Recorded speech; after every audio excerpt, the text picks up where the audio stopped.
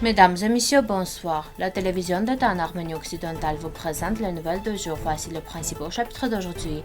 Enfants d'Arménie occidentale, Varazdat Razantian, les combats d'autodéfense menés par les Arméniens. Pour le moment, Yertsahor est coupé par la connexion directe avec Stepanakert Egori, chef de la communauté. Les Azerbaïdjanais voulaient occuper Djelmouk, chef d'état-major du ministre des Affaires étrangères de la France.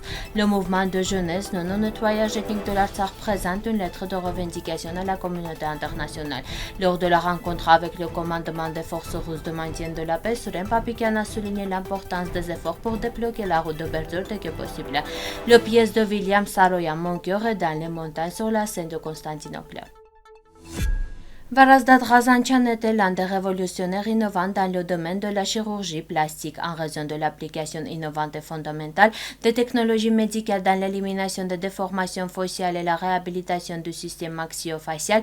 Après des blessures, il a reçu une grande reconnaissance au cours de sa vie et est maintenant souvent rappelé comme l'un des pionniers fondateurs du domaine.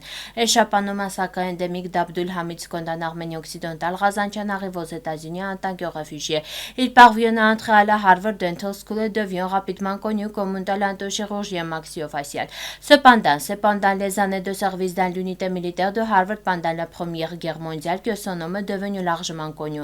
Après avoir réussi à réhabiliter 3000 blessés frontaux à l'hôpital de front, il est proclamé le miracle de front occidental. Pour ses efforts et ses services, le roi Georges de Grand prétend décerner à Razantian l'ordre de Saint-Michel et Saint-Gevorg. Après la fin de la Première Guerre mondiale, Razantian est retourné à l'université de Harvard pour terminer ses études et après avoir obtenu un doctorat, il a commencé à diriger son propre cabinet dans le domaine en développement de la chirurgie plastique. Il devient le premier professeur de chirurgie plastique à la Harvard Medical School et publié plus de 150 articles scientifiques sur le sujet. Razantian a reçu de nombreux prix et titres de collègues et d'associations professionnelles, dont American Society of Plastic and Reconstructive Surgery.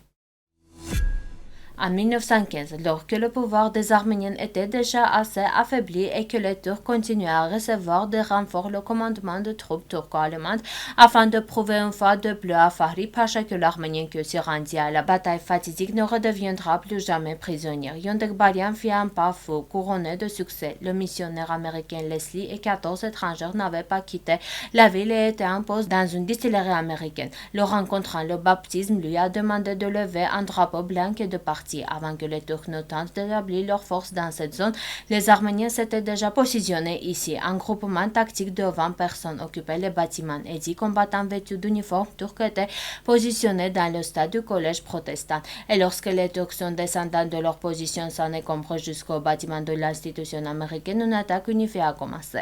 Les Turcs ont été figés par cette attaque surprise et ne savaient que faire lorsqu'ils ont tenté de courir vers leurs confrères, la stade où ils ont reçu des balles. Ajoutons aussi que Yondekbarian blessé s'est suicidé pour ne pas tomber aux mains de l'ennemi. Peut-être est-il possible d'énumérer de tels épisodes et de tels Arméniens en grand nombre comme par exemple Sébastien Murat, Kaita Karakel, Tonik Tonikian, Gevorg, Çavuş, Andranik, Kozanian et bien d'autres hommes courageux. Enfin, de compte, nous devons toujours garder la tête haute car nous sommes aussi des Arméniens et dans une certaine mesure nous devons l'existence de notre nation associée à de nombreux hommes courageux comme eux. Enfin, je voudrais citer les paroles de Taliat concernant l'autodéfense d'Urfa.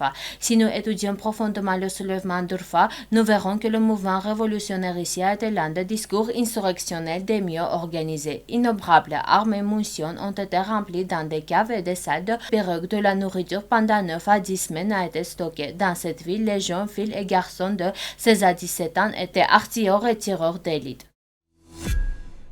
Le village de Yertsahor de la région de Chouchi est l'un des villages qui a été complètement assiégé après l'établissement d'un poids de contrôle par l'Azerbaïdjan. Dans une conversation avec Tertayem, le chef de la communauté Artak Hakopian a déclaré que bien qu'il n'y ait pas de panique parmi les habitants, il y a des inquiétudes. Pour le moment, le village est coupé de toute connexion directe avec Stepanakert et Goris. C'est vrai que nous avons des stocks de nourriture et de médicaments en ce moment, mais je ne peux pas dire combien suffira, a-t-il déclaré. À la question « Qu'en pense-t-il ?», l'Azerbaïdjan essaie de forcer le peuple d'Artsakh à accepter de vivre en Azerbaïdjan, Hakopian a répondu.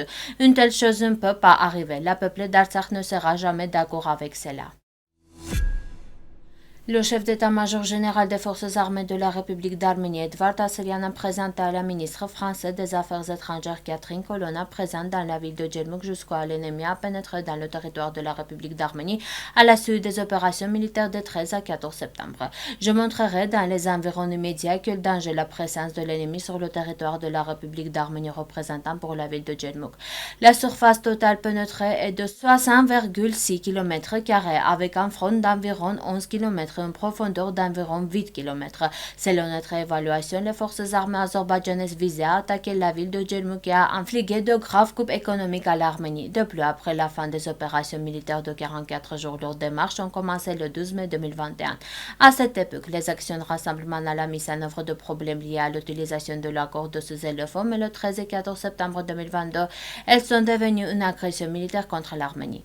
Leur action ne visait pas seulement Vayotzer et Djermouk, mais aussi la région de Sinik dans deux directions principales, la région de Geralkunik dans deux directions, et dans cette direction, soit 5 directions au total, a déclaré Edvard Asserian. Asserian a montré au ministre français des Affaires étrangères où se trouvaient les positions azerbaïdjanaises avant l'agression militaire de 13 à 14 septembre et où elles se trouvent maintenant. Le 23 avril, sur l'autoroute Berzer-Stepanakert, à la limite du pont construit sur la rivière Khakar, à partir du jour où les autorités de Bakou ont installé un poste frontière. La jeunesse arménienne d'Artsakh a publié une lettre de revendication au nom de toute la population d'Artsakh adressée au coprésident du groupe de Minsk de l'OSCE, aux États membres du Conseil de sécurité de l'ONU, au président russe ainsi que premier ministre arménien en tant que chef du pays effectuant la mission de maintien de la paix. Une collecte de signature a également été organisée. Le mouvement demande l'annulation de politique de nettoyage ethnique et de génocide des Arméniens de l'Artsakh menée par les autorités de Bakou. L'exécution de la déclaration trilatérale du 9 novembre 2020. L'annulation du bloc total d'Artsakh avec l'installation d'un poste frontière. Il est noté que si les destinataires ne prennent pas de mesures pratiques dans les 7 jours suivant la publication de lettres de demande, le peuple d'Artsakh devra recourir aux moyens et méthodes nécessaires pour protéger son droit de vivre dans sa patrie. Le 28 avril, le ministre de la Défense de la République d'Arménie, Souren Papikian, a reçu le nouveau commandant des forces de maintien de la paix de la Fédération de Russie en Artsakh, le colonel général Alexander Lentsov. Selon Armen Press, Souren Papikian en fait part par le biais d'un post sur le réseau social Facebook. J'ai félicité le colonel général Alexander Lentsov d'avoir pris ses nouvelles fonctions et lui ai souhaité plein succès durant la mission de maintien de la paix.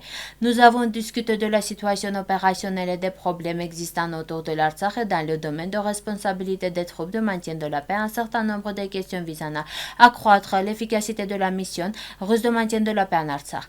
J'ai souligné la nécessité d'une mise en œuvre régulière de tous les points de déclaration tripartite du 9 novembre 2020 et de souligner l'importance de faire des efforts pour débloquer la route de Berzer dès que possible, indique le poste. La réunion a été suivie par l'ambassadeur extraordinaire et plénipotentiaire de Russie en Arménie, Sergei Koprykin, l'attaché pour les questions de défense, le colonel Igor Sherbakov et l'ancien commandant des forces russes de maintien de la paix en Artsakh, le major général Andrei Volkov. Le gouvernement d'Arménie occidentale rappelle que le problème n'est pas seulement d'ouvrir une route en direction de Berzer, mais de rendre les territoires occupés par les terroristes azerbaïdjanais à l'Artsakh, donc à l'Arménie occidentale.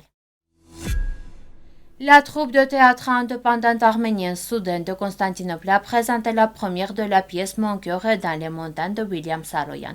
Le spectacle a rencontré le public pour la première fois le 28 avril sur la scène de la salle Moda Shahnesi. Cette année, la troupe fait son 5e anniversaire. Les prochaines représentations de la pièce auront lieu les 7, 13, 15 et 24 mai sur les scènes de différents théâtres. Le casting du film Mon cœur est dans les montagnes comprend Diana Chilingarian, Andranik Bakirjian, Artung Lioglu, Բարե Չիլ, Տիգրան Փեշտեմալջղլ, Միրադա Շահինօղլու, Կարինե Մարալ Չիզմեջյան, Լարան Նարին, Նիշան Շիրինյան, Սևադա Խաչիկ Դեմիրճի et Yahya Arkyun. Merci de votre fidélité. À la fin de notre émission, vous pourrez profiter d'une performance musique folklorique des Arméniennes. Vous pouvez écouter la version complète de la musique sur notre site web.